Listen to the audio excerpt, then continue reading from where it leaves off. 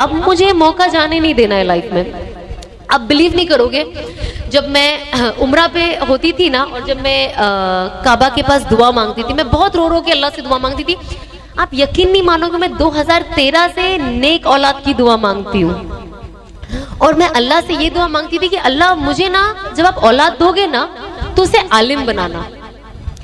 आज जब मैं सोचती हूँ, हम कहते हैं ना, इसीलिए अल्लाह से कभी भी डिसअपॉइंट मत होना कि यार मैं इतने टाइम से दुआ मांग रही हूँ, मेरी दुआ बात करेंगे प्लीज कि कि अल्लाह से हम कहते ना, मैं 10 साल से, बहुत लोग होते ना कहते हैं हम औलाद मांग रहे 10 साल से मांग रहे अभी तक नहीं हुआ, अरे मैं अल्लाह से कब से काम के लिए मांग रही हूँ। मैं कहती हूँ बिल्कुल नाराज, मतलब जब मैं 2013 में हलाल मांग सकती हूँ, नेक शौहर मांग सकती हूँ, आलिम मांग सकती, मेरी चॉइसेस भी आप देखिए ना, बच्चा जो हस्बैंड तो मिला नहीं है, बच्चा भी आलिम चाहिए मुझे, मैं इतना सब 2013 में मांग रही हूँ, मुझे अल्लाह ने दिया ना 2020 में। 7 साल लगे ना, कितना 7 साल हो गए ना, 7 से 8 साल लगे, पर मिला। तो जब आप अल्लाह से अच्छा गुमान रखते हो, यकीन रखते हो, और दुआ, अगर मैं किसी नॉर्मल इंसान को बोलती ना कि मैं ये दुआ मांग रही हूँ, तो सामने वाला सोचता है पागल हो गई है, इसको देखो ये नाच गाना करती है, इसे कौन नेक लड़का देगा, वो भी हाफिज कुरान, कौन इसके बच्चे कैसे आलिम हो गए, ये तो गाना सुनते रहती है, डांस करते रहती, कहाँ से हो गए। पर आज अल्लाह ने उसको हस्बैंड दे के पॉसिबिलिटी दे दिया कि इंशाअल्लाह अल्लाह ने चाहा तो मेरे बच्चे आलिम बनेंगे, क्यों नहीं बनेंगे, इंशाअल्लाह। प्लीज इंशाअल्लाह आमीन सब जो है सब बोल दीजिए मेरे लिए।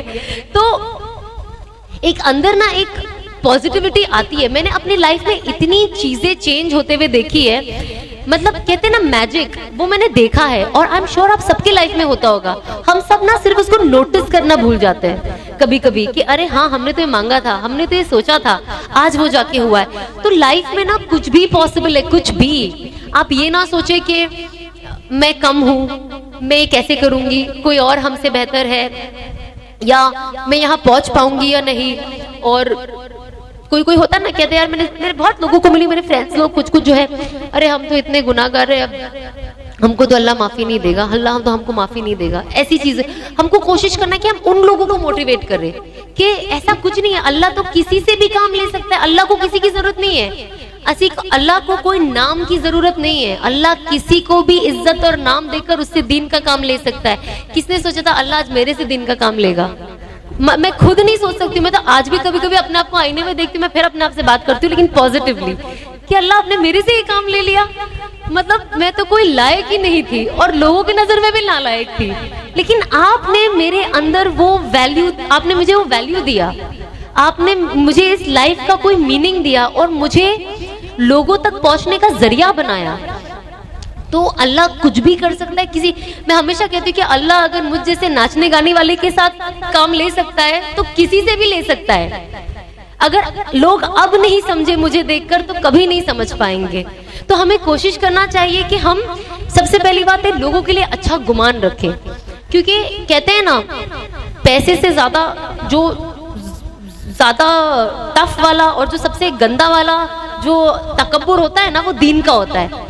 इंसान का पैसे का तकब्बुर कम हो जाता है, लेकिन दीन का बहुत ज्यादा हो जाता है। मैं पर्दा करती हूँ, मैं नमाज पढ़ती हूँ, मैं तो इतने वजीफे पढ़ती हूँ, देखो इतनी की नमाजें कज़ा हो रही है। हमें कोशिश करनी चाहिए कि ये हम कभी, अल्लाह हमसे कभी भी ये छीन लेगा, तो हमें कभी भी बदगुमान नहीं होना है, हमें पॉजिटिव रहना है और इस्लाम को पॉजिटिवली फैलाना है, लोगों तक सही दीन लेकर जाना है, जो एक्चुअली हम तक सही लोगों के जरिए ही पहुंचा है। लेकिन हम इतने स्ट्रिक्ट हो गए हैं लोगों के साथ कि हम तो सीधा मतलब उनको खारिज ही कर देते, मतलब वो तो इस्लाम में ही नहीं है हमारे हिसाब से। तो हमें कोशिश करना है कि हम लोगों को जो असल साइड है ना दीन का, मोहब्बत का, और अगर हम चाहते हैं कि अल्लाह हमारे गुनाहों को माफ करे तो हमें भी माफ करने वाला बनना जरूरी है। अगर हम लोगों को माफ करेंगे तो अल्लाह हमारे गुनाहों को माफ करेगा। अगर आप कोई प्रॉब्लम भी होती है तो आप अल्लाह से नियत कर लो कि अल्लाह मतलब मुझे नहीं माफ करना है इस इंसान को, बहुत तकलीफ दे, लेकिन मैं आपको सिर्फ इस बंदे को सिर्फ इसलिए माफ कर रही हूँ ताकि मैं चाहती हूँ आप मेरी मगफिरत कर दे, आप मेरे गुनाहों की माफी कर दे। जब जब कयामत का दिन होगा तो आप ये नियत करके अल्लाह से मांगे कि अल्लाह मुझे मैंने जो भी अपनी लाइफ में किया मुझे माफ कर दे, मुझे माफ करने वाला बना। हम कोशिश करें कि हम सच बोले। कहते हैं ना कि ये एक मुसलमान की सबसे अच्छी पहचान है। जब किसी सहाबाओं ने, जो मैंने सुना है उलमाओं से, कि किसी सहाबा ने जब सल्लल्लाहु अलैहि वसल्लम से पूछा कि क्या मुसलमान डरपोक हो सकते हैं, तो उन्होंने कहा हाँ हो सकते हैं। फिर उन्होंने कहा क्या वो वकील हो सकते हैं, कंजूस हो सकते हैं? बोले हाँ हो सकते हैं। क्या वो ऐसे जैसे थकेले कामचोर टाइप से एकदम आलसी हो सकते हैं? बोले हाँ हो सकते हैं। वो टाइम तो लोग एकदम जंगजू थे ना, हो सकते हैं। तो बोले क्या मुसलमान झूठ बोल सकता है?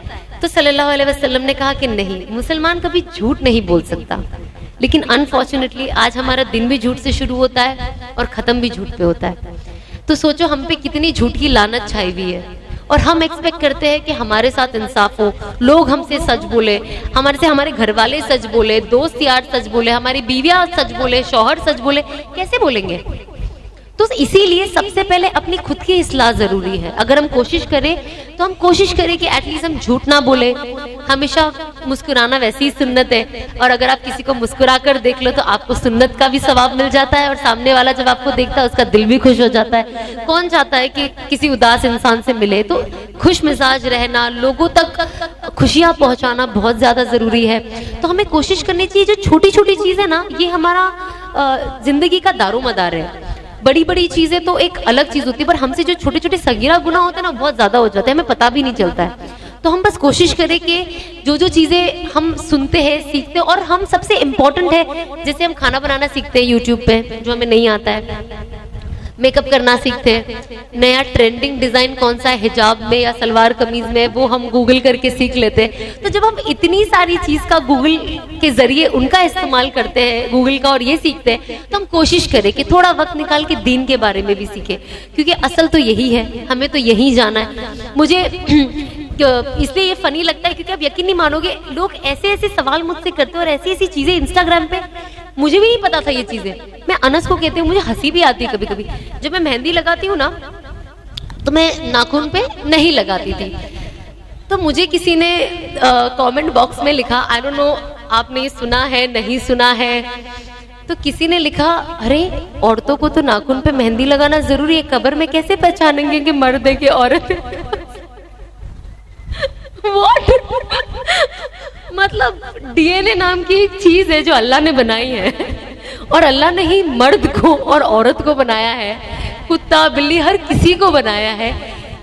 कैसे अल्लाह नहीं समझेंगे जब आपका कबीरा से लेके सगीरा गुनाह का हिसाब लिखा हुआ है, तो वो नाखून से आप खुद ही ना पहचानेंगे। एंड आई वाज लाइक, मतलब अभी मुझे ये एक ही चीज याद नहीं आ रही, बट जब लोग लिखते हैं ना, मुझे हंसी भी आती है, मुझे अफसोस भी होता है। मैंने कहा जब ये नॉलेज इनके पास, ऐसी रॉकेट वाली नॉलेज है, इनसे बात करना पड़ेगा कि ऐसी रॉकेट वाली और कौन कौन सी इनके पास नॉलेज है जिससे सामने वाले का दिल दहल जाए पढ़ने के बाद। सो यू नो, ये lack of knowledge and lack of study, और हमें कुछ नहीं जानना। हम इस एरिया में रहे हैं, यहाँ पे ये कल्चर है, ये ट्रेडिशन है, हर जगह का ट्रेडिशन कल्चर अलग है, ठीक है, बेशक ईमान वाले है। एग्जाम्पल, हम गुजरात में है तो हमारे यहाँ शादी होती है ना, तो ये होता है। हम बम्बई वाले, हमारे ये होता है। हम अगर सऊदी में, हमारा ये होता है। वो चक्कर में ना सब इतना खिचड़ी हो गया है कि असल जो पकड़ के रखना है ना, लोग वो भूल चुके हैं। आप बेशक अपना कल्चर ट्रेडिशन सब फॉलो करो, बाकी की फिजूल चीजें बंद करो ना।